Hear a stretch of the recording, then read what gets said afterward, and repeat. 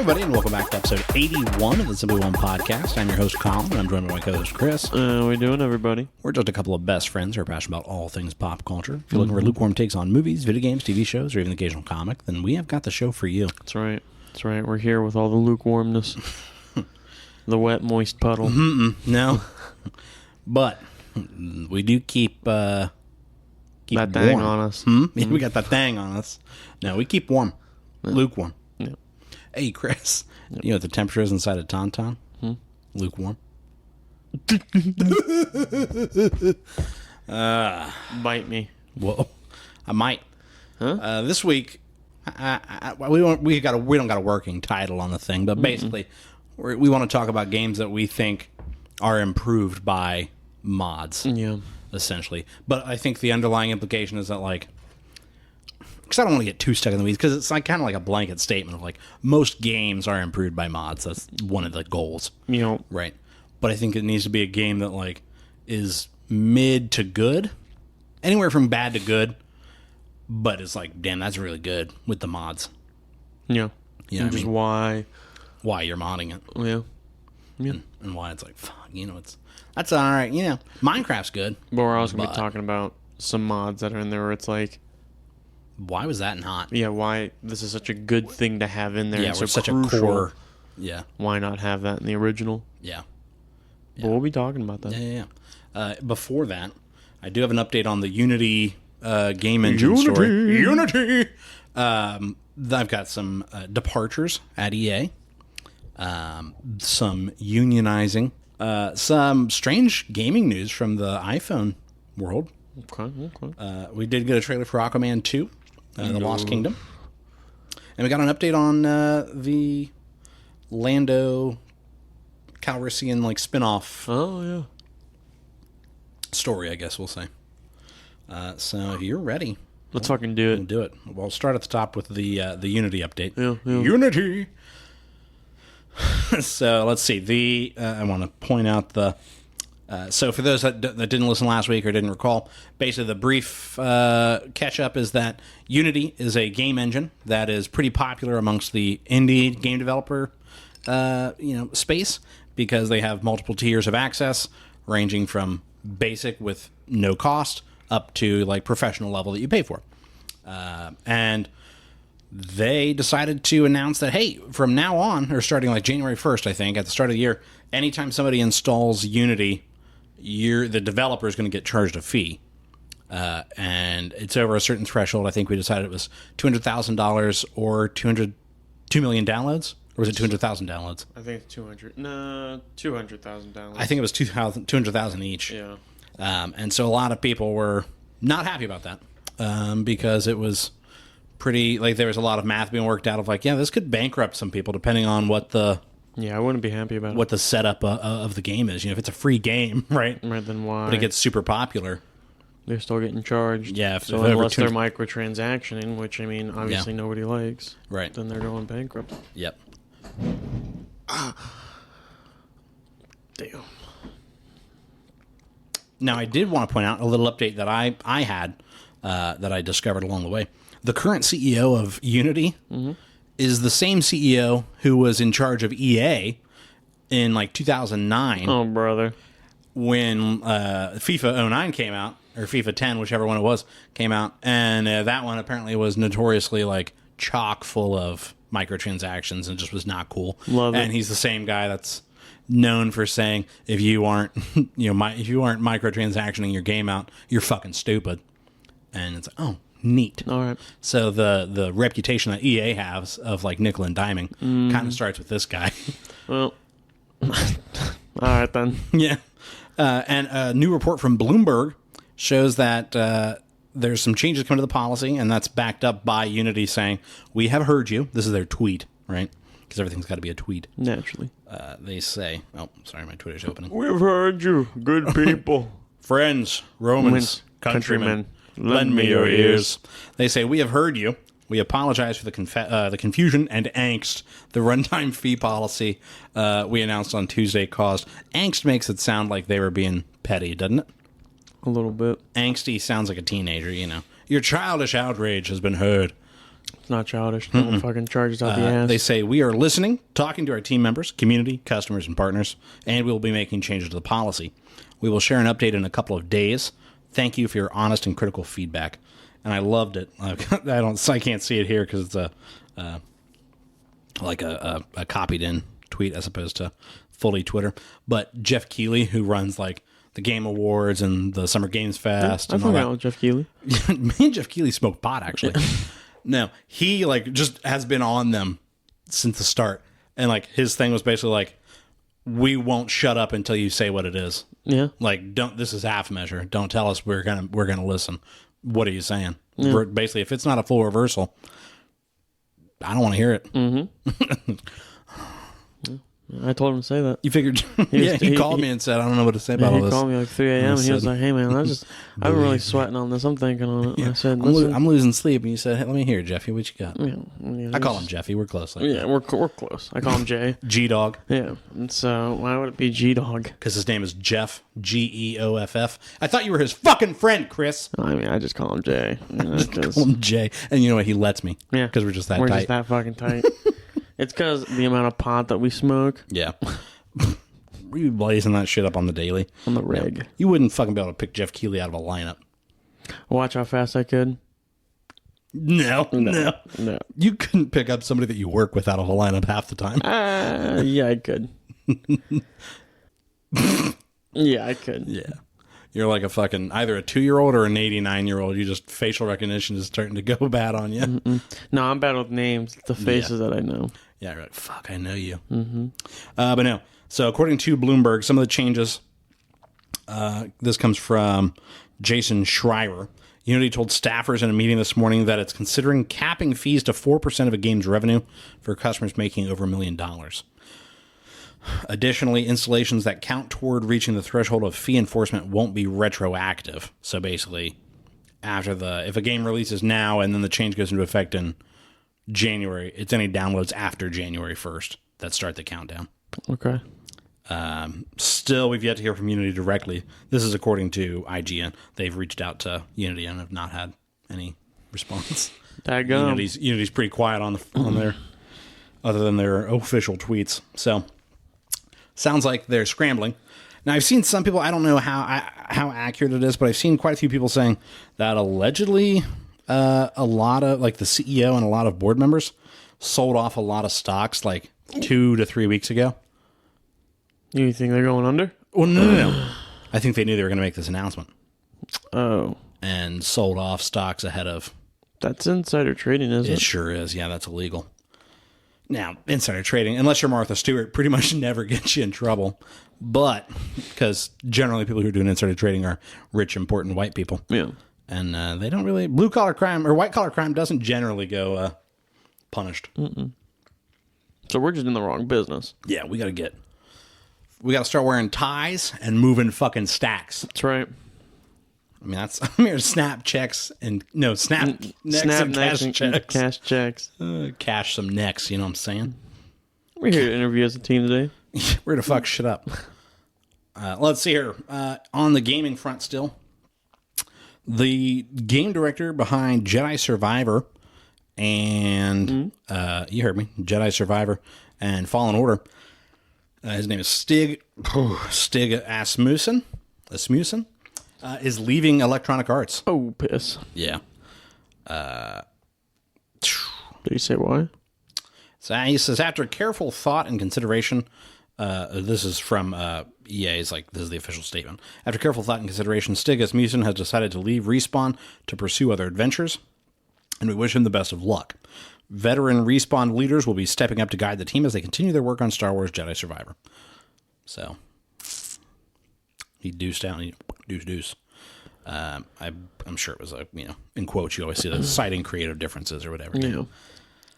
I mean, I wonder if he's going off to make his own studio. I mean, that's a pretty common trajectory, but that sucks because 2 of the best Star Wars games are those 2. Mm-hmm. And it just makes me wonder about a sequel to those.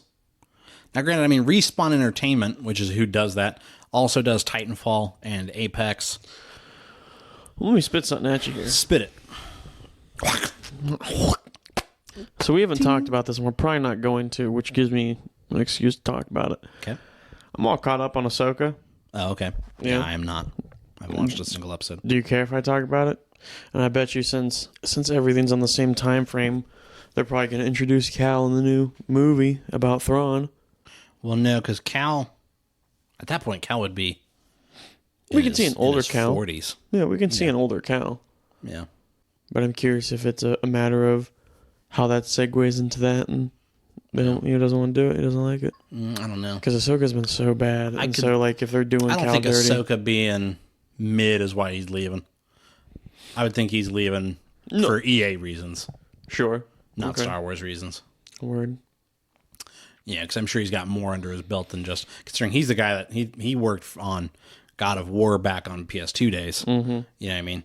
Which is why I wonder if he's going off to make his own thing. His own studio, finally. Yeah.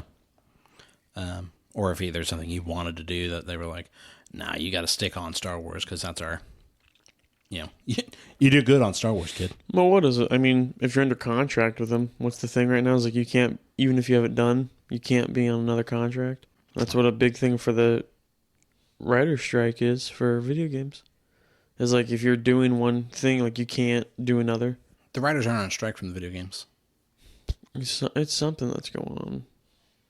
I thought it was writers I or know developers. the actors are looking at boycotting or at going on strike against the video game. Yeah. But there's already been some strikes that started with video games. So like AI, like for developing. Most of the video game industry isn't unionized other than the actors. I thought it was something I saw. I could be wrong. I'll have to follow up on this. Yeah. If you're going to bring news, baby.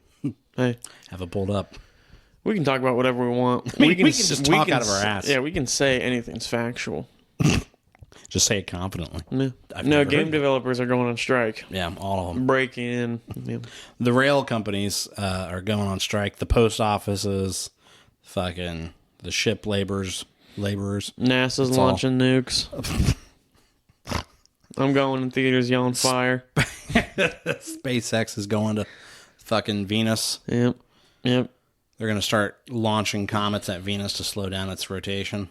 Jeff Bezos released his 4th testicle. Jeff Bezos started an OnlyFans. Times are tough. You would not believe what he does with that bald head. Anyways, Marvel Studios visual effects workers did vote unanimously to unionize. Good. So I remember a few weeks back I did talk about that they were wanting to join IATSE, which is the kind of catch-all union for the film industry, where, if you're not an actor or a writer or a director, you're probably in IATSE or not represented like the VFX artists. Now, granted, like I did, the caveat that I did post, when we talked about this previously, is that it isn't like everybody that's ever worked on a Marvel film. It's like the core group that are like employed directly by Marvel. So it's like 100 VFX artists, something like that.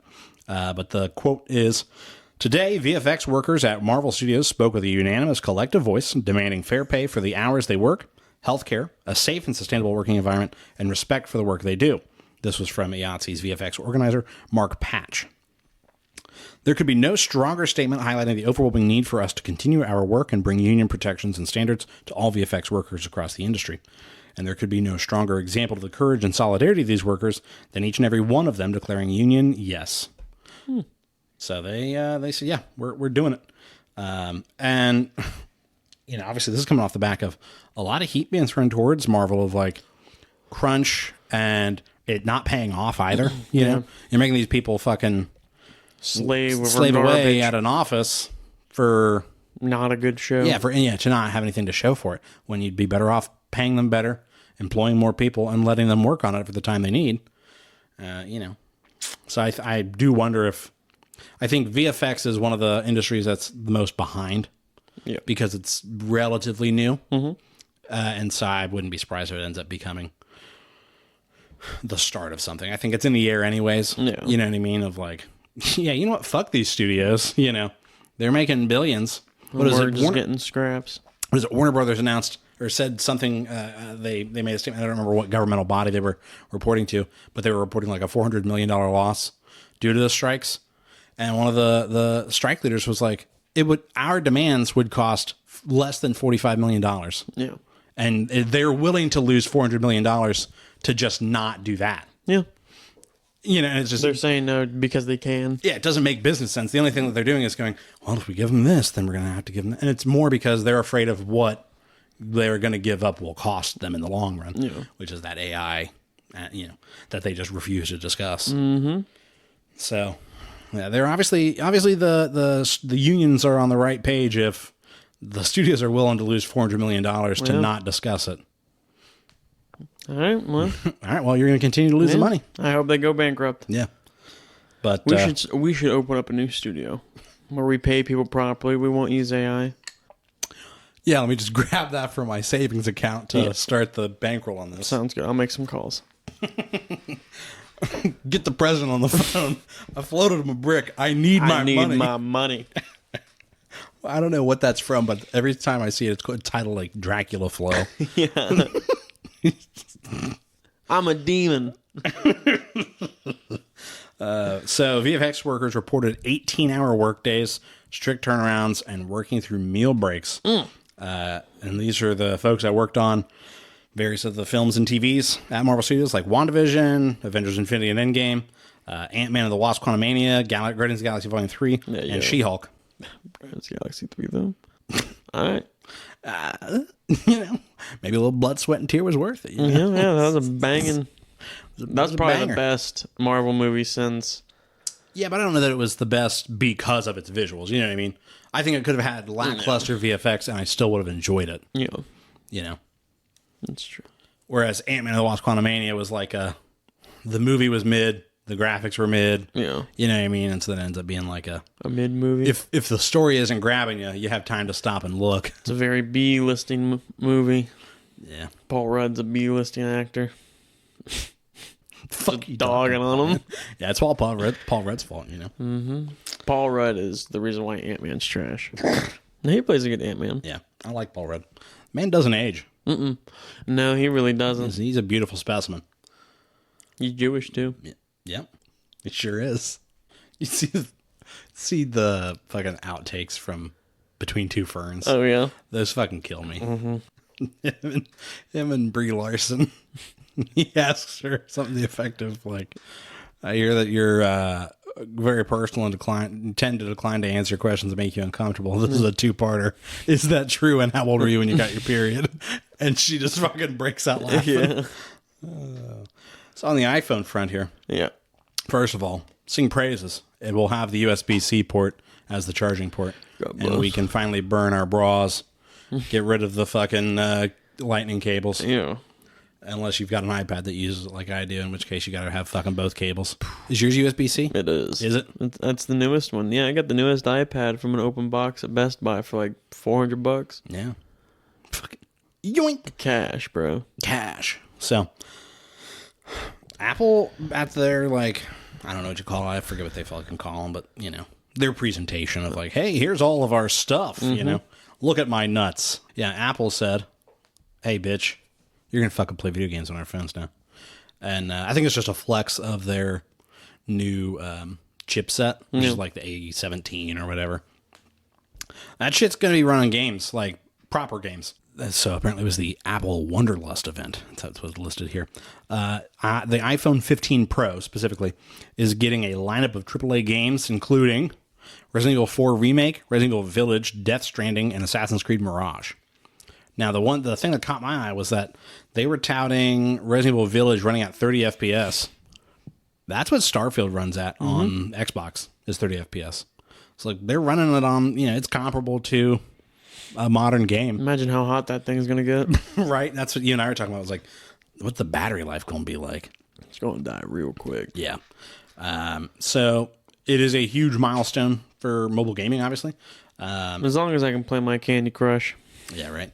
But Assassin's Creed Mirage is the big, you know, list there because it's a new release. Yeah, it hasn't. It's not out yet. It comes out this October. Well, I mean, like all Assassin's Creeds have always been large games. Sure, yeah.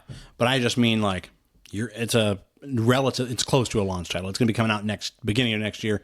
But it comes out on all consoles this fall. Imagine seeing that from now on. Like you see, like Xbox, PlayStation, Steam, and then iPhone, Apple, iOS. Yeah, yeah, and that seems to kind of be where they're headed. There was a lot of rumors going around that Apple might be looking to start buying up some game studios and trying to expand and create like a gaming division, which doesn't surprise me because it's, It's a monopoly, man. it's a growth.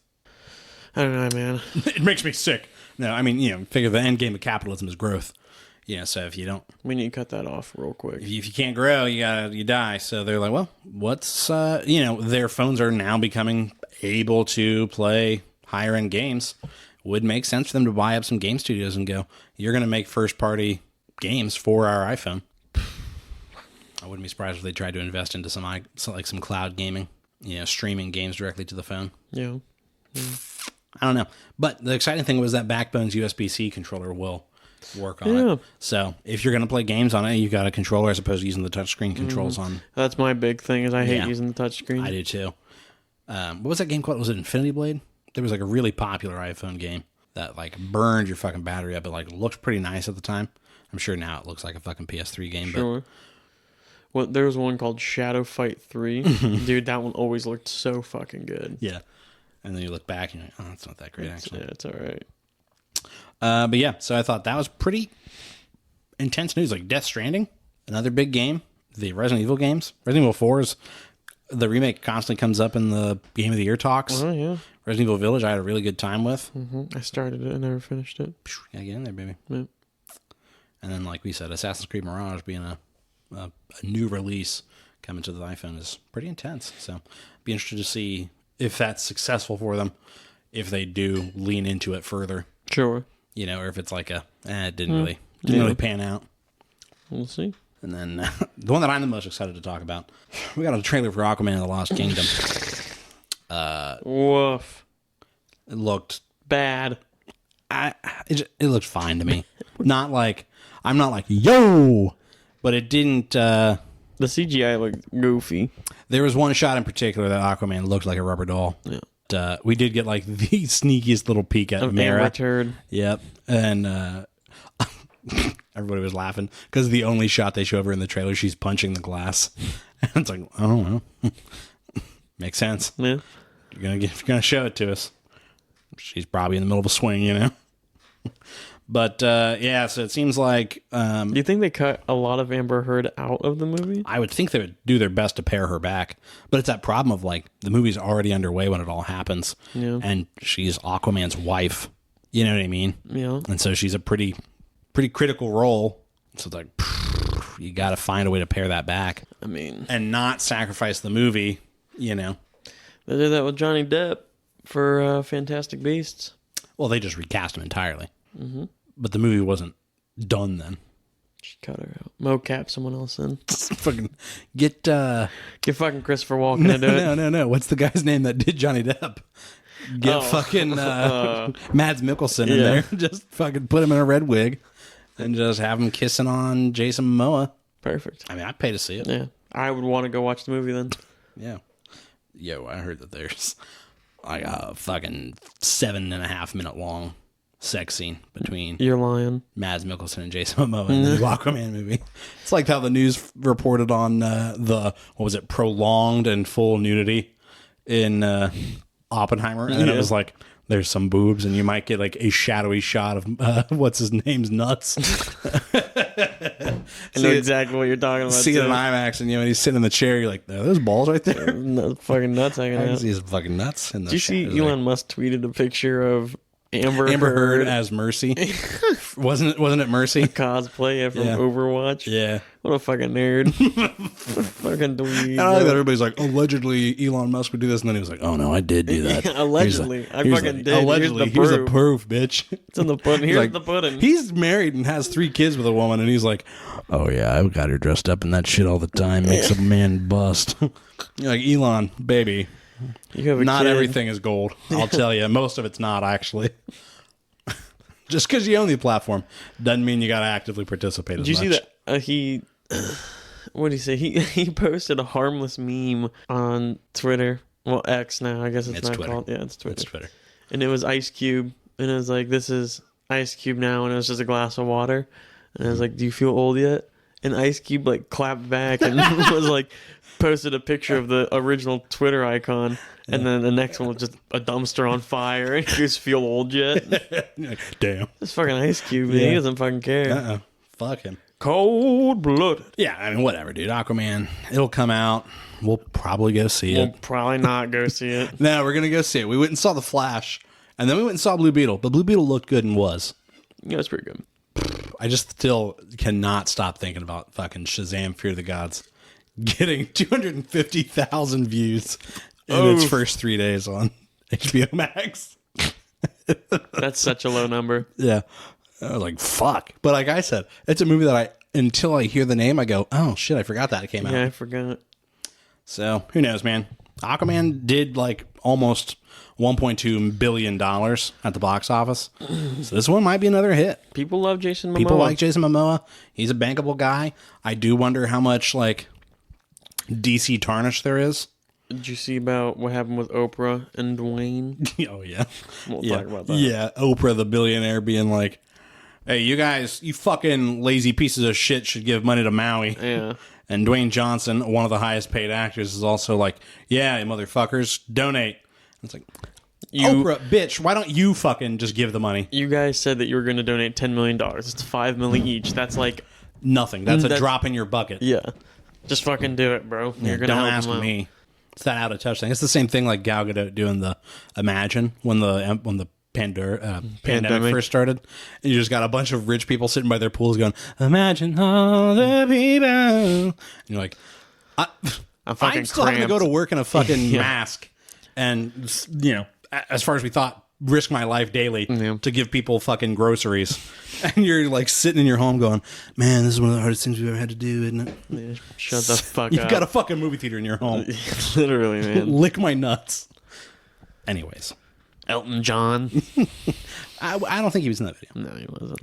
No. What's her name was? You got it.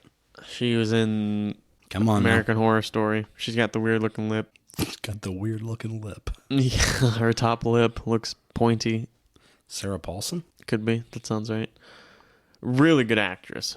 Very. Is she talented. in most of the American Horror Stories? Yeah. It's Sarah Paulson. Yeah, she's got the weird lip and the brown eyes that just look lifeless. What'd you say about her brown eye? Donald Glover is going to be, you know, whatever his Lando project was, right? Stephen Glover is writing the thing along with Donald. They're changing the project from a Disney Plus series, into a movie. Oh, word. So I'm down with that. Yeah. He as Lando was one of my favorite parts of the Solo movie. Yes. I thought the Solo movie was pretty just fine. I don't think it was bad. No, but it was like, eh. Like I would watch it again if I'm ever like just a Saturday and I'm bored. I'm like, I'll throw that I on. think it's another movie that like I forget existed until I'm reminded of it. And I'm like, oh yeah, you know, I did like Phoebe Waller-Bridge as the android. Yeah. And then you've got Lando. But beyond that, I mean, I'm not like Woody Harrelson was a big woof. Yeah, not good in that. Okay, good. The I was acting. like, We've talked about this before. Yeah, when you were like Woody Harrelson in that, I thought you were about to be like Woody Harrelson in that, and I'm like, no, there's a scene where they're on top of the train and he goes, I'm never going to hear the end of it. And it was such like that's the final cut. that's the best one they got. Well, in that movie, they had to reshoot it the entire the whole movie. thing. Yeah, it got filmed twice, basically. It So did it's a not miracle make that its it turned money- out fine. Yeah, it did not You know make what its I money mean? back. It's a miracle that it turned out. It's honestly a good thing it's forgettable because it could have been very bad. Yeah. Well, we certainly arguably being forgettable is worse than being bad. Oh, yeah. Yeah, because at least bad is memorable. You talk about it. It's the whole any publicity is good publicity. Yeah. And we just forget that Shazam exists. What? That Shazam. Oh, yeah. Shazam, Fear of the Gods. Yeah, I heard of that. Had fucking, not Meryl Streep. What's the other one's name? Oh my God, what is her name? Are we going to do this? What is her name? I mean, if only we had technology. SpongeBob, we have Technology. Shazam, Fury of the Gods cast. What the fuck is her name? That's going to kill me. Meryl Streep and Helen Mirren. that's what I was gonna say. The British Meryl Streep. That's right. Or the American Helen Mirren. I don't know. Is Meryl Streep American? No. I'm pretty sure. They are the same person in my head, so I always struggle with that. Yeah, she's American. Yeah. Psh, I know my shit. Yeah, they're just the same person in my head. Like thought you were American. if there's a bunch of folders in my head, all of their shit goes in the same folder. Yeah, mine's just a fucking Yours is tornado. just a desk with papers on it. Yeah. Just put it on my desk. It's there somewhere. Yeah, it's on I there. was that kid in school where, like, if I put shit where it belonged, I lost it. Because that's the last place I'm looking. Anyways, yeah, so it's revealed it's going to be a movie, which I'm fine with. Now, it is strange that, like, it feels weird to talk about future projects because it's all up in the air. Like, obviously, the strike's not going to last forever. Hopefully. But it's like, who even fucking knows, man? You know? It doesn't show any signs of stopping. But that's what I was going to ask is, like, what if it just doesn't stop? What if it just keeps going on until... I mean, it'll have to stop eventually. The end will either be the writers just can't afford to not write. I hope it doesn't come to that, I don't either. Or the studios finally go, all right, fuck, fine, you know. What do you think, like, us as viewers can do to contribute? I mean, honestly, like, not seeing the movie. Right, yeah, I mean, just not. Do you think as an Canceling audience... subscriptions to streaming services, things like that. Not giving them money while they're waiting, basically. Make them take away as much revenue while they're, you know, because basically the writers aren't getting money other than from, like, donations and things like that. But the studios get money when you go to see their movies, when you pay a monthly subscription fee, things like that. They're still getting money.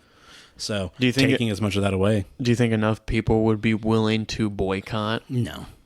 That's the sad part. There's just too much apathy about most things, No. you know, where people are just like, whatever, man, you know. And unfortunately, when times are tight for people, sometimes the general consensus is to, like, push other people down as opposed to, like, band together. Mm-hmm. So it's easy for us to be like, well, why should they get paid when I'm not getting paid? As opposed to being like, yeah, we should all get paid. You know what I mean? All right, man. You want to talk about games that are made better by mods? Yeah. Yeah. What you got, bitch? So the first... I thought I called you a bitch. The first you one my main bitch. But the first one I want to talk about, obviously, which I know we've talked about in the past, but we can just talk generally speaking, the entire Fallout series. Yeah, just... I think we can go on a rant and just say, pretty much any Bethesda game after Oblivion is made better by mods. Yeah, yeah. Like, we played a little bit into New Vegas, which wasn't made by Bethesda, but still... Yeah, it was published by Bethesda, you know. It's using their engine. So. Yeah, because there's that New Vegas multiplayer mod. Yeah, and we were... That's one of my favorite genres of mod. Is making it multiplayer. Making it a multiplayer game. You figure we played Skyrim together. Mm-hmm. And for all intents and purposes, worked pretty all right. It worked better than New Vegas. Yeah, there was a lot of... The labor was front loaded. There was a lot of work to get it to work. Yes. But then once we did, it was pretty fine. We're cooking. Yeah. We got steam. Didn't disconnect or anything like that too much. Now, New Vegas did. Yeah, we had a bunch of connection issues and, like, duplicates of everything and stuff like that. The hard part, I think, with those types of games, that if they could get that piece right, would be fucking tits. Gnarly. Would be if they could sync the quests. Yeah. That we are questing on this together. That would be fucking... You need to get, speaking of quests, you need to get an Oculus Quest. I haven't played mine in forever and I want to. We can play Phasmophobia. Fucking shrieking and screaming. Labyrinthine has VR. Yeah. Dude, imagine being in that... The catacombs? The mines that we're in right now, dude. Yeah, fuck. So fucking dark. But no, I mean, Bethesda games are so synonymous with, like, modding that Starfield already has plenty of mods out for it. And so, you know, where they're like, all right, man, let's get in there. And I think the thing you're going to find is most RPGs, like open world RPGs, are made better by mods because it's an open world, so there's a lot of opportunity to, like, make it feel fuller. Yeah. Because those are some of my favorite mods for Fallout, are the mods that just make the wasteland feel more lived in. Yeah, and those were some of the other mods I was going to be talking about, especially in, like, Fallout 4.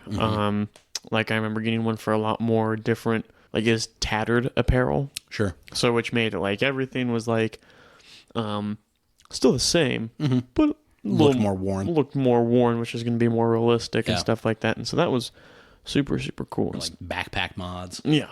Yeah. And so stuff like that. And, like, tattered apparel, it does make me think, like, how does that not like, I don't know, developing a game, I wouldn't go, those clothes are going to be pristine. You can find clothes that are pristine, sure. Or like buying clothes that are make pristine because they've been made, right? Because the world has been about 200 years after the bombs, and so it's like, okay, well, they've been you got obviously civilization, Sure. quote unquote civilization. But I mean, you're still going to find worn, tethered. If I'm finding clothes in a dresser drawer, they're going to be falling apart from the moths, and well, there's probably not moths anymore. I'm still just sitting there and and the mole rats. The mole rats. Cockroaches, rad roaches. One of my favorite mods for Fallout 4 is the Sim settlements, where you can like just build the settlements with like the click of a button, and just manage the settlements from screens and stuff. Because the settlement stuff was like a fine idea, but definitely felt like we're just going to tack this on. I liked the settlements, but the customization for it sucked. I hated building stuff for it. Like, I always wanted to build like a base and stuff, but like, I wish they added in like the lock-in mechanisms where it's like, it'll click in, but I don't think they do. Oh, like snapping? Yeah, but there's a mod for it. Oh, okay. Yeah. So I think no, that wasn't included with the apparel one. I forget what that one was.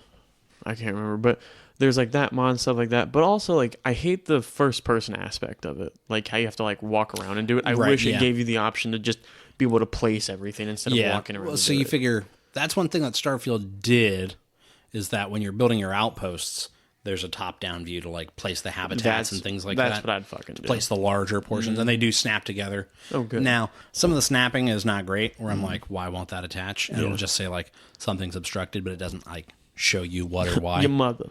And so it's just basically like, yeah, that ain't gonna work. And you're like, why not? Yeah. Why not? You stupid bastard. It's a good ass movie. Yeah. See Paul Allen's cock. Mm-hmm. What about you? Do you have any other games? Nope, that's the whole segment. No. Okay, right. Thank you so much for listening. No, it's another one that's like, it's a fine game. It's a good game even. But Minecraft, once you go mods, you don't go back. You can't. I mean, we got like carts and shit like that, boats with chests on them. Yeah, and like, there's just so many. Like, those are my favorite mods for Minecraft. Is like, they're called like Vanilla Plus mods, where it's like it still feels. It's just like Minecraft, but it's like, oh yeah, like you said, the carts, cut it out, dude. Hitching a horse onto a cart, and it's a game changer. And now there's camels. I got to get Minecraft fixed. Yeah, you do. We got to fucking play it, dude. I want to make a. We got to mod that shit up. I want to make an actual like village. Yeah, you always say that. I know, but then like, you lose motivation. Remember that one that we built, and you were like, "This is the bakery, and this is the." Yeah, I gotta make it to where the villagers can actually work. Yeah. Because obviously they can't do that, but there can be like a farmer and shit like that, and like a. Well, and you figure there's mods for that too, of like functional villages and shit. Yeah, I'm just like, that's what I'd want. Yeah, like hiring villagers. Because like if we just did that, and then like you and I would build like another lighthouse or like a dock. Yeah, we're both build a castle on a hill. On the dock of the bay. But yeah, no, Minecraft is definitely a good one with mods. Yeah. And I mean, there's some wild ass fucking mods for Minecraft too. Oh yeah. Like fucking industrial craft, where you're just you can make steam powered shit. You can fucking there's oil, and you're drilling oil wells and fucking laying out quarries, you know, and you're laying down conveyors and shit. Yeah, that was some hardcore shit. You can make cars. There's like the spacecraft. There's a mod where you can go to the moon. Yeah, you can go to the moon, Mars. That's early shit too. Yeah, I remember watching videos about like shit like that when I was a kid. Oh yeah. Yeah, the Minecraft mod highlights. Oh yeah, I do like mods in Minecraft that like, I don't know, it sounds weird, but like add a new thing to learn. Okay, like we had furniture and stuff like that. Yeah, and we were like, oh, okay, so then you can do that. You know, because that's one of the things that I really enjoyed about early Minecraft was like the discovery. Yeah, and so then when it gets to a point of like, I know what I'm supposed to be doing here, and got to do that, you know, and you're to diamonds by like your third night, you know, and it's like, feels like you're speed running it. Yeah, no, I don't ever like speed. I don't like speed running it, but I don't like it taking too slow either. Yeah, like there's a certain pace I have to be content with. So when you can add in stuff like that, still feels natural, like the cooking elements, or I saw one where it was like straight up you can hang a pig and like butcher it and stuff like that, chop it up. You can make a knife and stuff and preserve it and cook it. Mm-hmm. That looked pretty cool. That looked a little like, that's a lot. Yeah, very in depth. And I do think that that's something that you have to watch out for, is like that you don't have multiple in-depth mods. Yeah. Where it feels like, oh Holy man, shit. everything I'm doing is just multi-steps. You know? It's like we really focus in on cooking and farming or whatever, right? Because they kind of go hand in hand, right? And things like that. Like there was one mod that I remember that was like you could build like a borer, you know? So you just, it's basically you put it on rails and it just tunnels in, and it's basically a way to strip mine. And it's just you start it with coal and it drills and throws everything that it drills into a chest behind it. And that was kind of nice. You had to fill it with rails, so that way it could lay down the rails as it moves. Yeah. And if it ran out of coal or rails, you had to refill it or it would stop. And that was kind of nice. Especially if it is only like one or two people and you're like, we got a fucking mine, you know. Let's go ahead and cobblestone. Send that thing farm. up. Yeah. But yeah, I do. I think Minecraft's one that, like I said, once you start modding it, it feels weird to go back. No. Because there's just mods that you miss. Yeah. Because there's a lot of those vanilla plus mods that, like you were talking, feel like, why is this not? This just feels so like part of the game. I still want to make the high resolution. I haven't. On your new computer, you haven't done. I haven't been able to fucking do that, and I want to. Where just the water looks real, it's just precious. And like my God, why is Minecraft making my computer rev up? Like, my God, the fans are about to spin We'll have to go through maybe like tomorrow or the next night, and we'll try to get Minecraft going. See what the fuck to do. What's going on? Yeah. What do you think? What's your next one? It's not like a mod, but it is. It's not on topic, but it kind of is. We were also gonna like mention like games that were released kind of unfinished. Yeah, basically the premise that we started with was like games that weren't necessarily good but got better. Either if that's with mods or with updates. Otherwise, yeah.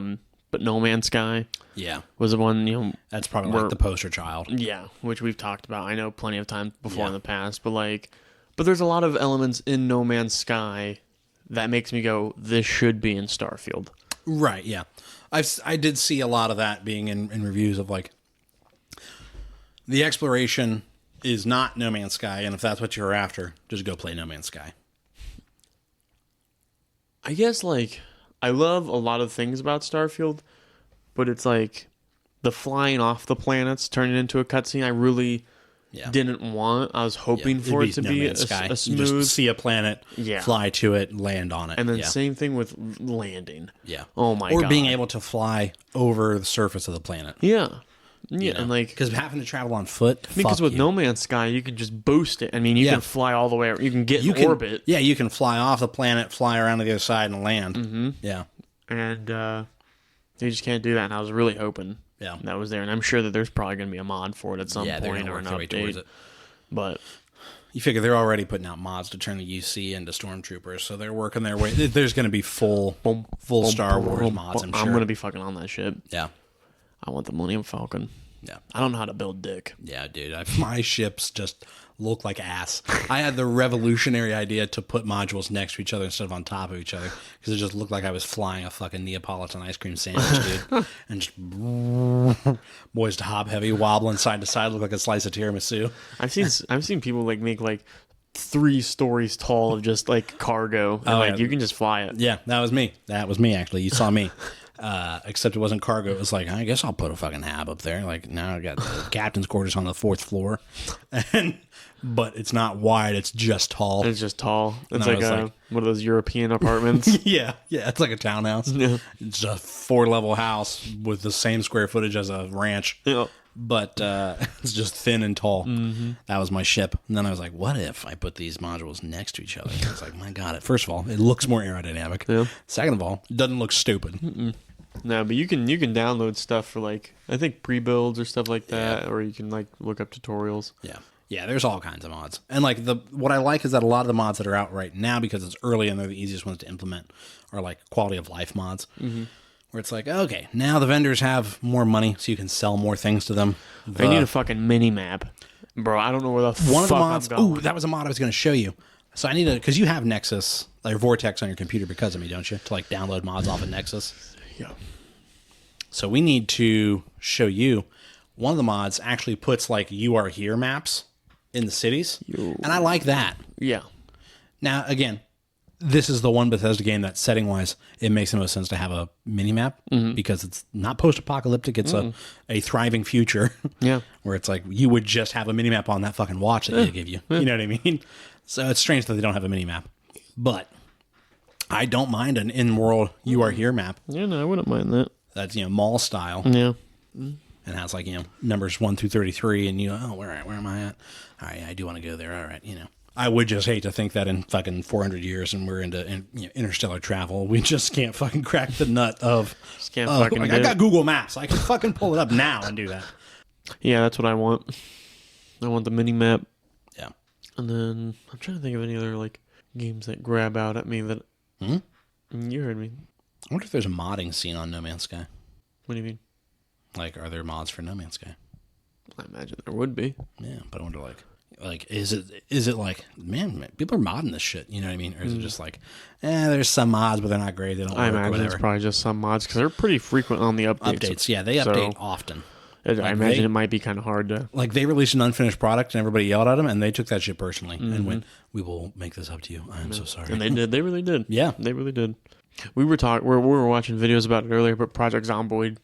Yeah. Now again, I don't think it like makes the game. Well, it does make the game better, but I don't think the game was bad to begin with. Yeah, it's not like, man, this game needed this. Yeah, but like RV, like we've really been wanting to do like RV living and stuff like that. Yeah, and I think that's such a fucking cool idea. Yeah, but like I could understand something that intense why that wasn't thought of.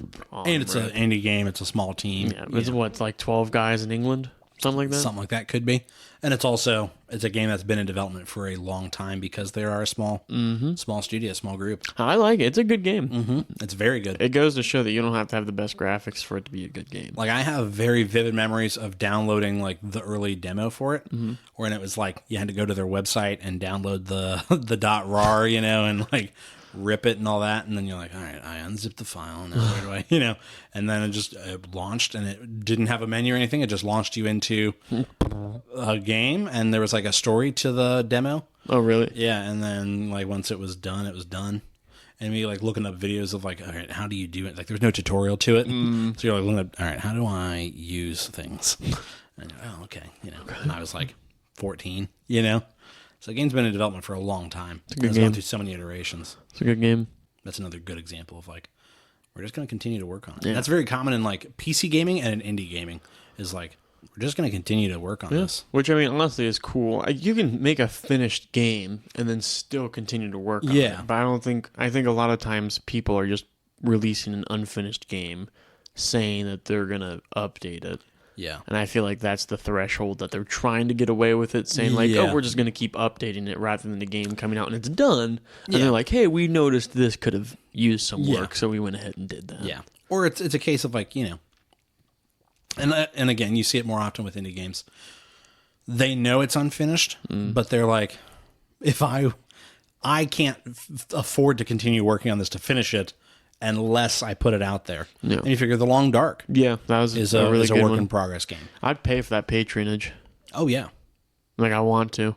I bought way back when they first announced it, the Tales from the Far Harbor. Tales of the Jedi? Yeah. I don't remember what Is it Tales of the Carhartt? No. Tales of the Carhartt. Someone get my red man, my dip. I gotta get my chaw. Tales from, I don't remember what the... Tales of Two Kitties, Garfield? Yeah, that's the one.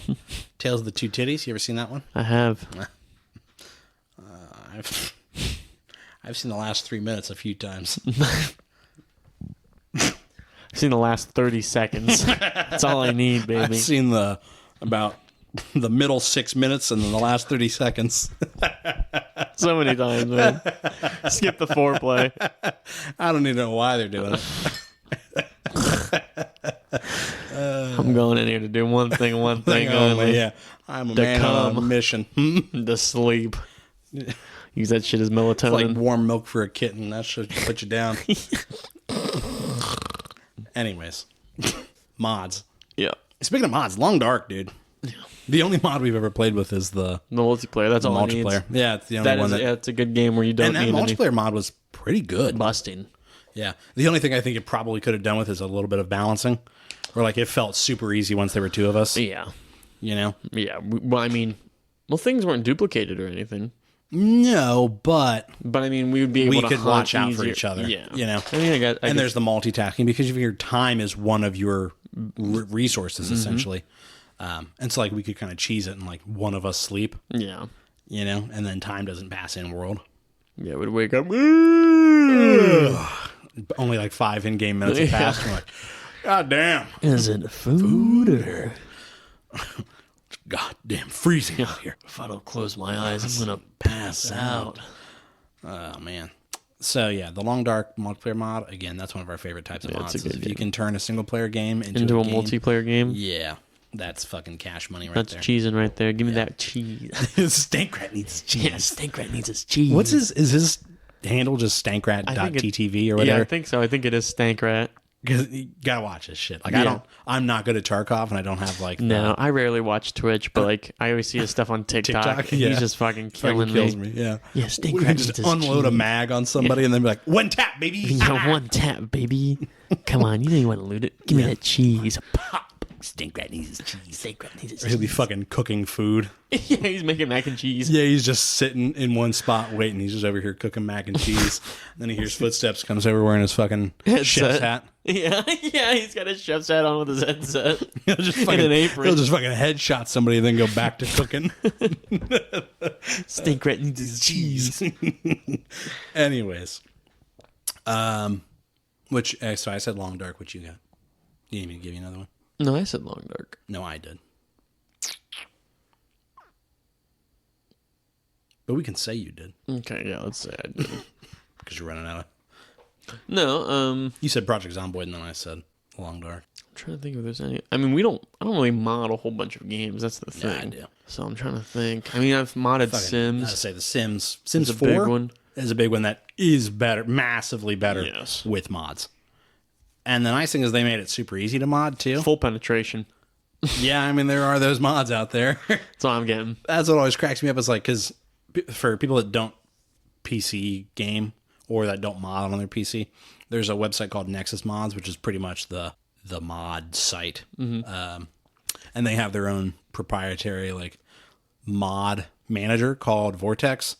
And so it's really nice because you can just download whole collections of mods or whatever, mod packs or whatever, which is how we did our Skyrim together. Yep.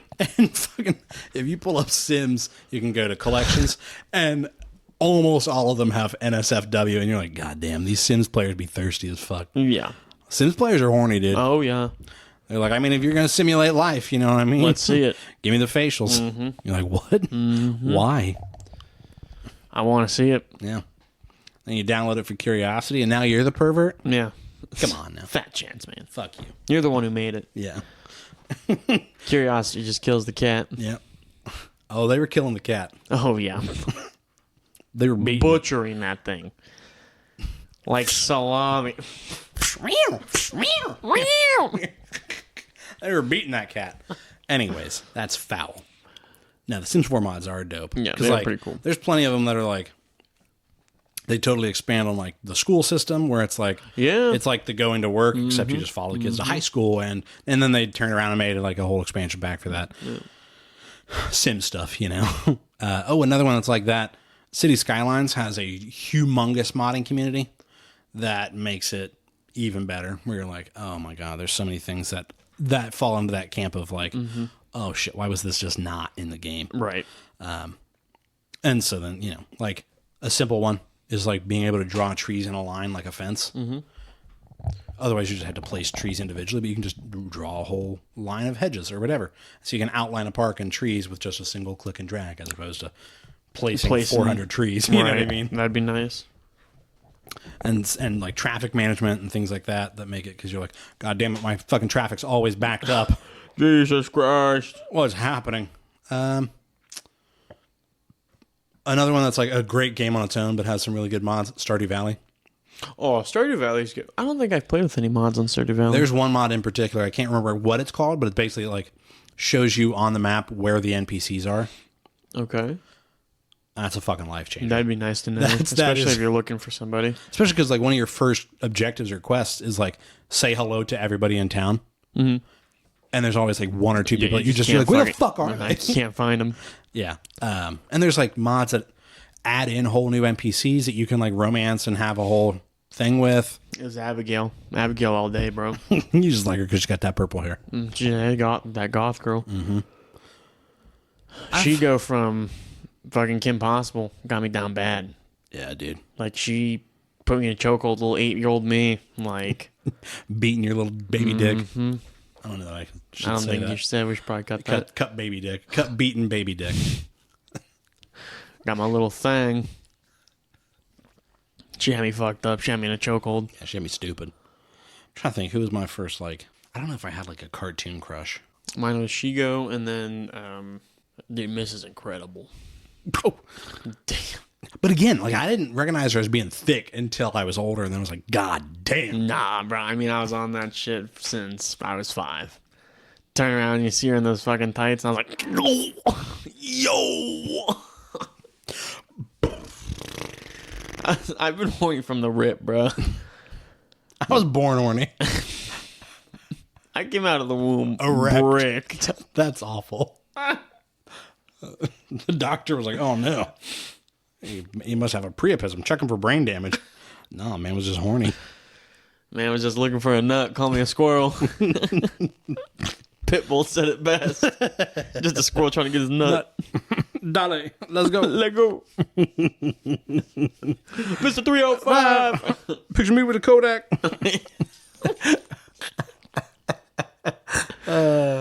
Fucking Pitbull's a dunce, dude. Nah, dude, he's a legend. Have you seen the picture of Pitbull in the Walmart at Alaska? Yes. Just arms all wide. Like, what? What the fuck? Do you think he thinks he's a wash up now? I do. Pitbull fucking just feels like a myth. You know what I mean? Like, it just feels like... He's a deity. Yeah. No, deity's too prevalent. He feels more like... Folklore. Yeah, he's like John Henry without any of the impressiveness. You know, John Henry had like a feat that he did, Yeah. you know? This is just Pitbull. He made a lot of music. I got that culo. He made music with better, like more famous pop stars for about 4 years and then just disappeared. He made some bang club music. Oh, yeah. But, yeah, Pitbull's my favorite kind of mod. Yeah. You take any Kesha, Katy Perry, you know, other generic pop star. T-Pain song. T-Pain was Neo. Fucking throw Pitbull on there. Modded that thing. But, yeah. Yeah. It opens up with a Mr. 305. Mr. Worldwide. Mr. Worldwide, dollar, let go. So, I don't know. I'm sure there's more games out there that are need to be modded or have great mods. But those are the. If you know any games that need to be modded or have Yeah. really good mods on them that you recommend to us, definitely let us know at simply1mailbag@gmail.com. For sure. What you been thinking about, Chris? I think what you meant to say is welcome back to Chris's Cryptid Corner. I'm your host, Chris. So actually this week, I've talked about it in the past, and I know you have mentioned it to me, so I'm finally going to talk about it. We're going to be talking about SCP, if you don't know what that means. Yeah, you know me. Secure, contain, protect. It means sucking cock. It means two things. So it means one of them is special containment procedures or secure, contain, and protect. Yeah. Special containment procedures is like their The main. That's them. That's the hub. Yeah, that's them, and then their mantra is secure. Secure, contain, protect. So I just have what exactly it is. So we should clarify, because we didn't with the backrooms, and my dad was like, "Are people fucking insane?" This is basically, it's not actually like no healthy person goes, "This is real." Well, This is a creative writing project. I mean, so it's you. Yes, and yeah. And then there's people like me who believe it. The unhealthy people. Well, I mean, say what you want. You believe that the backrooms exists? I believe something like them could exist. In the sense of like slipping into a wormhole or a different universal plane. Sure. I mean, I don't know how the fucking universe works. Do you? So I guess, okay. So Do you believe that it's possible in enough of a way that you would alter your lifestyle? No. Okay. So yeah, because I'm not going to walk outside and be like, I'm going to be very careful what I do Not to today slip because so I into don't the slip back into the rooms. back rooms. But it is something that's like, there's a non-zero chance. yeah, Right. yeah. I could see something's like, I mean, yeah, Am I more likely to get struck by lightning on my way to win the lottery? probably. Much more so. Yeah. But, maybe it could happen. But the specifics are what's... The SCP Foundation is a large organization specializing in containment of anomalous creatures or objects to protect mankind and to study them to create scientific breakthroughs. They have many different faculties, they have many different facilities and containment areas across the world, most of them specializing in containing certain types of anomalous creatures or objects. There are 3 main cases of SCPs. Safe, meaning that the object is either mostly harmless, easily contained, or both. Is it Euclid? Euclid objects or creatures are dangerous and have an unknown movement pattern or have some other effect. These aren't as easy to contain as safe class SCPs, but aren't as hard to contain as Keter class SCPs. Keter meaning the object is too dangerous to mankind, it has powerful mind-controlling abilities, and has an XK class end-of-the-world event and can cause a class reality failure event, can extremely rapidly reproduce or regenerate or have other extremely dangerous effects. These types of SCPs are extremely hard to contain. So we're going to be talking about some of them. Yeah. So I pulled up a lot of them. Like I pulled up one where it was like a bloody, as a key. It was like SCP like 7006 or something like that. And it's like it was a safe one, right? But it was a key. But if you leave it on a key ring with other keys, over time it will mold into that key. Okay. So, but I thought that was interesting for the government to be like, yeah, we got to take that. We got to see what the fuck it is. Like, how does it do that? Depending on the key, that's a dangerous thing to have. Now, I do want to preface, because I do think it's important to like give credit. SCP is a creative writing project. It's facts. I mean, No. Honestly, it's a creative writing project where like every one of these has been created by somebody. Yeah. Where like there's a full website that's basically like the SCP wiki, and every entry is That's right where I'm at. Yeah, every entry is written by somebody that invented a new SCP or expanded on. Oh, that was a really neat idea, but then this. Yeah. And so I do think it's impressive. So I try to look up just a couple different ones. I have one here, the SCP 6096, and it is called the Guest. Okay. If the object class is a Keter, so it's the hardest and extremely dangerous. Yeah. What it does, it periodically visits a random person on Earth, compelling all who sees it to aid it in finding and capturing its chosen target. Upon reaching the target, it captures them into the sheet it wears, securing them in a presumably extremely painful way. Let's see. Hold on. Easy now. Per the file, why does it get its classification? So why is it so dangerous? Yeah. It comes and goes whenever it feels like it, and if it ever decided it didn't want to come back to its containment cell, we have literally no way of forcing it. There is nothing the Foundation can do to prevent its active hunting phases. If it targets you, you will die. Even worse is it's entirely impossible to plot to do it harm. You cannot ask someone to kill it for you. You cannot attack it yourself. You cannot even try to set an emotion of chain of events that might end its demise. You will always be compelled never to harm it, and even to actively protect it. I thought that was pretty interesting. It's impervious. Yeah, it's just you can't kill it. I know that there's one that's like a gas mask. Okay. That I think, if I'm remembering correctly, like if you put it on, it like transports you to like World War One. Oh. And you're kind of like, if you die there, you just die. Mm-hmm. Where you put the mask on it. And then there's one that's like a pill. That's like a cure-all. Oh wow. Like regardless of what ails you, if you take this pill, you're good. Be going to Amsterdam or something. Know what I'm saying? Have that pill in my back pocket. For what? Huh? Why would you need the pill? like sightseeing and stuff like that. Yeah, but what do you mean? I mean, we're not from Europe. What do you mean by that? We're not from Europe, so I just don't want to get any illnesses or sicknesses. What illnesses? In Amsterdam. Like the plague or something. What are you doing in Amsterdam? You're getting diseased. What are you... Get off me, man! Look at asking me so many fucking questions, man. What is this, Jeopardy? Yeah, what is this, Jeopardy? So I have here SCP-4666, the Yule Man. What'd you call me? The Yule Man. It is an object class keter. Okay. So what it does is, in winter, it stalks the homes of families from remote You're gonna say it stalks the homeless? It stalks the homeless, shaking a pair of house keys at it. Ooh. You know what this unlocks? A home. Oh! No. In winter, it stalks the Just homes spilling soup in front of them. You're ripping dollar bills. Yeah. This would have been useful for you, wouldn't it? Yeah.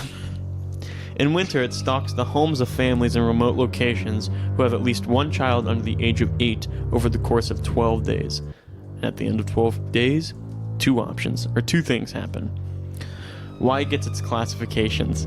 According to the Foundation, it's likely an ancient creature, and all of its years of being on the Foundation's radar, it has never been contained. The best the SCP Foundation can do is monitor its locations where it's likely to appear.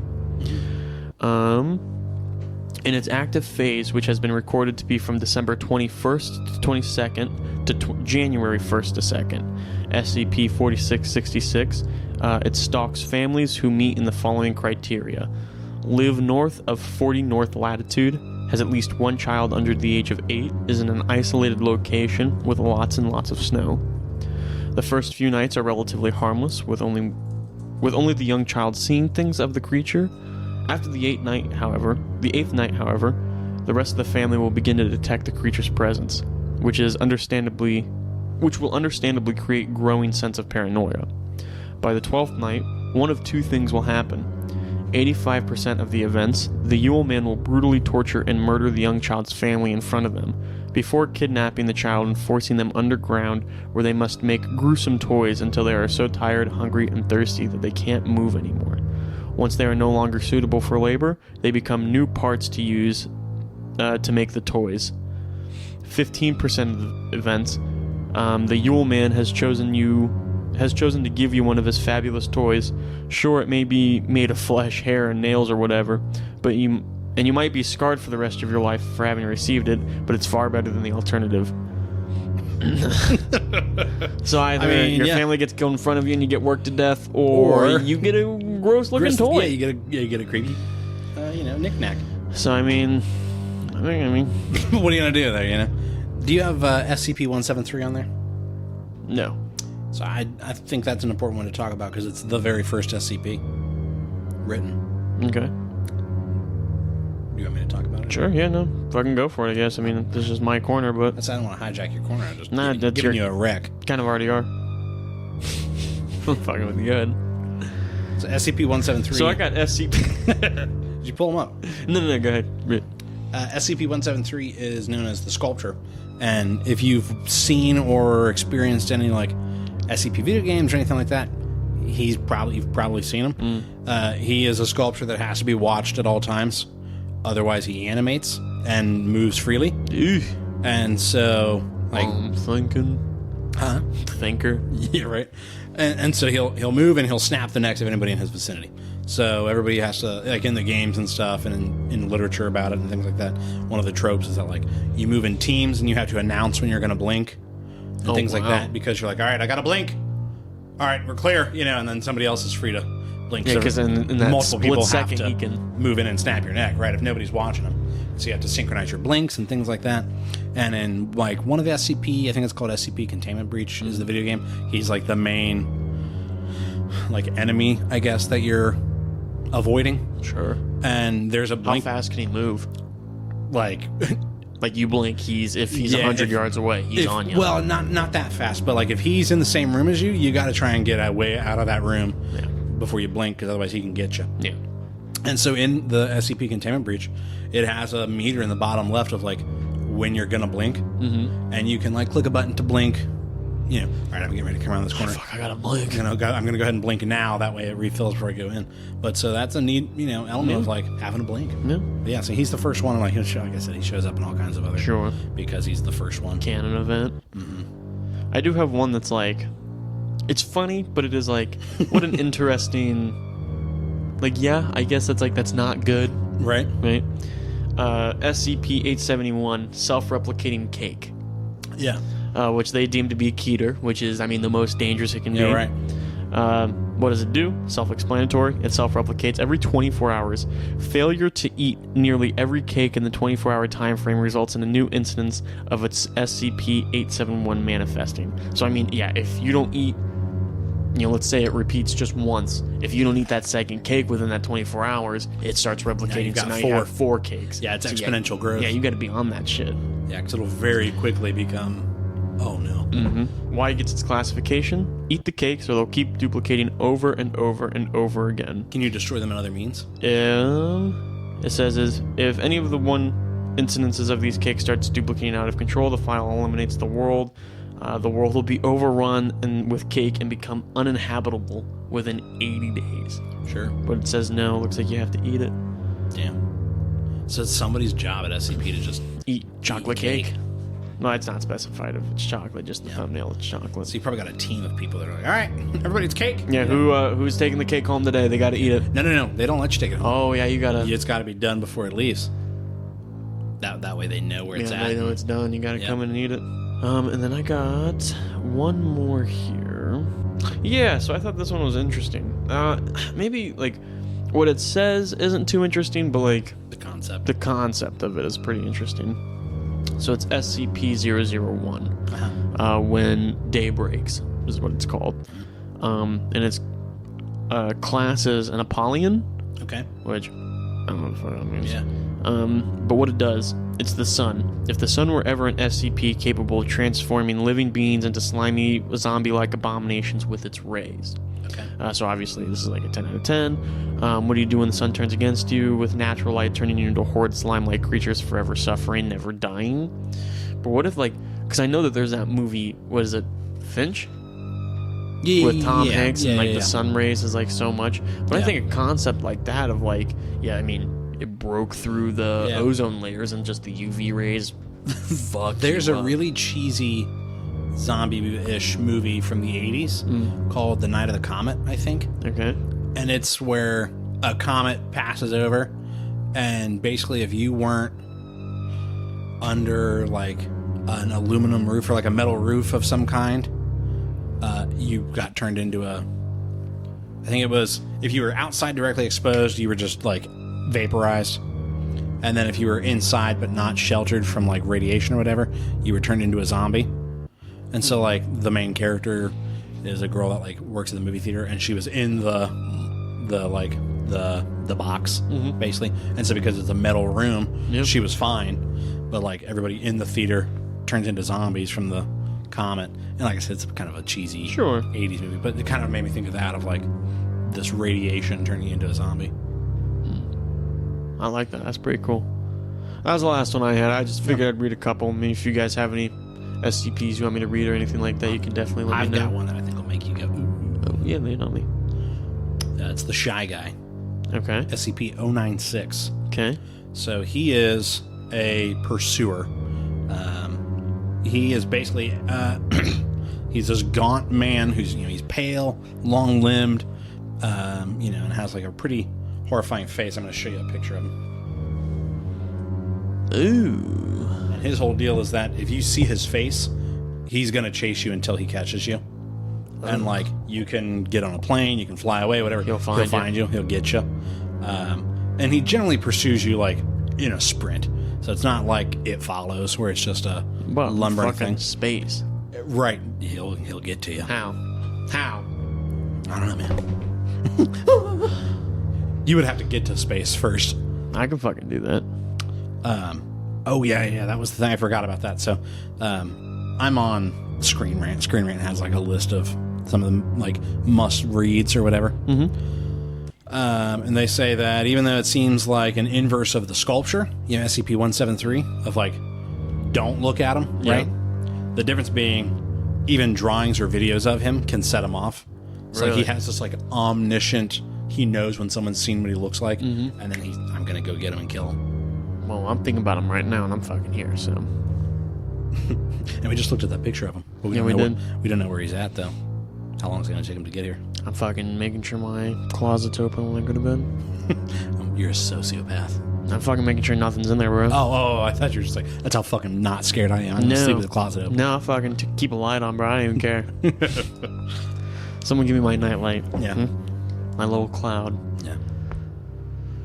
But that's all I got. What you been thinking about? Big cheese? Daddy needs that stank cheese. Stink rat needs his cheese. Nah, I don't know, man. We've been playing Battlefield a lot lately. Yeah. We started playing Labyrinthine. Yeah, that's I know we've been talking about needing That's to what do I was that. thinking about actually. Was Labyrinthine. And we're in this mine, and it's hard as fuck. And but we got a pretty decent system down. Well, but the game crashed. Your game crashed, Yeah. and we had to restart. Dude, that's But now we've got gonna at be least so got a, fucking long. Yeah, but at least now we've got a. Because we got to go all the way back to the fucking mine. We got to get all this shit for the Well, thermite. no, so it looked like we saved everything except for the iron shavings. So we just grab the iron shavings, make the thermite go. Psh. While you do that, I'll grab the shovel and the coal. Well, I don't think that'll be ready yet. Well, if you go put it up there, put the thermite. You'll I'll be standing there ready. Yeah. Yeah. But no, I mean, Labyrinthine's a good little game, dude. It is. It's scary. Like there were times. It has. I think it loses its. It loses its thing as soon as you get killed by the beast. Yeah. Or whatever the monster is. Yeah. But when you don't know what it is, or even still in the we were in the mines for quite a bit, so I could understand. Like getting desensitized. Yeah, because we were in there for like 40 minutes. Yeah. Yeah. IRL. Yeah. So IRL. IRL. LMAO. No, but so I could definitely see like why it was desensitized, but there are times where we're like walking, we can just hear it. And we're Yeah. I think about the catacombs. oh my, dude, with the skeletons, Horrifying. dude, they would fuck you up too. Yeah. Like And like they were quick. and smaller and somewhat more quiet. Mm-hmm. And so there was a lot more, there was a bigger element of like coming around a corner and there it is. You're like, With the miner, I barely know her. With the and the other thing in the catacombs is the grates that would drop down between us. dude, whenever that happened, I was right behind you. I'd be like, We get separated, and it's just like the holding onto the bar, and you're like, "I'll remember you." And you just keep moving. Come on. yeah, I gotta try to fucking find my way around and just not die. Yeah. Or if we were being pursued, Dude, the those great catacombs drops, took and you're just like, forever for us to get out. I love you, buddy. Yeah, we ended up splitting up, didn't we? In the catacombs, Yeah. hard many times. Just because it was like, You can't. yeah, But we got a pretty solid system with like laying shit down, like yeah. for as far the as glow like, sticks to like mark out. and we've been doing color coding, which we didn't Helped a lot. think we didn't think was gonna help. But then my big brain came in fucking clutch. And I was Yeah. like, no, we'll just make this one blue, and if we're branching out, make it a different color. I did think we got a little out of hand with the red. I think, yeah, as soon as we hit the red, well, because I'm not gonna lie, I didn't think we'd be in that fucking line for that long. I Yeah. thought we would have Yeah. been out by now. Yeah, But finding 4 goddamn cranks. yeah, That's why we can't go see wrestling, because you're too busy thinking about Benson's crank. yeah. I think about the not the hedge maze. Well, not the corn maze, but the hedge The maze. hedge maze, yeah. The second Dude, chapter. that monster was scary. Because there's like 3 different monsters in that map. There's- Yeah. when we were out in the open and oh my god. like just blood curdling scream and just taking off and just we're both dead silent. Yeah. Just my character is in yours. Yeah. I mean, just so close to you. But I just think about me seeing the monster from like in the fog where I'm like, what is that out there? Is that something? And then I see it break the barrier in the Yeah. view distance and I'm like, run! And I bolted down into the hedge and I just didn't turn around. I was like, well, hopefully he made it. Like, I hope he's alive. That was when you turned and the vines grew up and I was right behind you and I was like, oh, God. But I think about that time that, yeah, I did. I screamed, run! At just in a blood curdling scream. And I took off and I didn't, I hope he listened. You know what I mean? And then I turn around and you're like, in my ass. And I'm like, oh, thank God. I thought you were dead. Because I was like, did he get you? And you're like, no, I'm right behind you. I'm in you. Phasmophobia. You need to get an Oculus. Yeah, because Phasmophobia. I feel like Phasmophobia would be super scary on Oculus, but it's really lost its sense of fear because there's a system. Yeah. And like you're safe. You know you're safe until it hunts. You know what I mean? Yeah. And so like there is an element of like, well, I'm not scared to go into the house right off rip. Because that's the hard part with any horror game. I think is like it's scary at first until you get scared enough times, then you kind of learn okay, you know. So I want to see a horror game where you don't see the monster. Like, because the thought of, like, walking in the dark, like, with a real shitty flashlight, and then just seeing, like, the hand of the monster, like, right on the door frame, and just quickly, like, scoot back, like, Yeah, right. I think of, like, the movie Signs. Yeah. When you see the alien's leg in the cornfield, when he, like, drops the flashlight because he hears a rustle behind him, and he, like, picks it up and, like, is beating on the flashlight. The light comes on and he, like, points it down, and you just see the leg tuck into the corn, and he's like, and like takes off running. That's horrifying. Yeah. You know, it's that less is more kind of thing of like, oh my god. I don't know what the fuck that was, but And the fact that it was like just right there. The idea, like, if he hadn't gotten the light on it, would it have gotten him? Right? Yeah. Or like I think about that's such a good scene. Is when the news is showing like the first sighting, right? Mm-hmm. And it's like at a birthday party in Mexico, and you got Joaquin Phoenix sitting in the closet with the TV, and he's like watching. He's like, "Vamonos, kids," and it's just you hear one of the kids go, "It's behind," and then just at the end of the alley, it just crosses the street, and it's like that grainy. You still don't get a perfect view of it, but you can see the silhouette almost, and it's that. Oh god, it's the first time you've like seen it. And the fact that it's like in daylight. And fucking Mexico's just saying that they got it now. Yeah. I saw a fucking meme that was that alien, and it was Sigourney Weaver from Alien 3 with like the with the aliens in her face. I saw one where when she's bald. Yeah. I saw one where it was like, and they made it look just like the display. Yeah. And they were showing it, and like it was like a real cinematic camera, and they just start cutting it in its cake. It's the cake challenge. Yeah. Son of a bitch.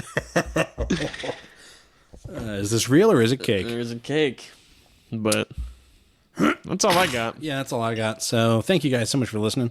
If you enjoyed this week's episode, be sure to give us a great review, 5 stars on iTunes and all that good stuff. Mm-hmm. Make sure that you're liking, following, and subscribing on your audio streaming service of choice. That way you get notified when we post. We go for every Wednesday. Mm-hmm. We're pretty good on that. Yeah, we've only missed one, and that was planned because of Barbenheimer. It was just too beefy for us, which rarely happens.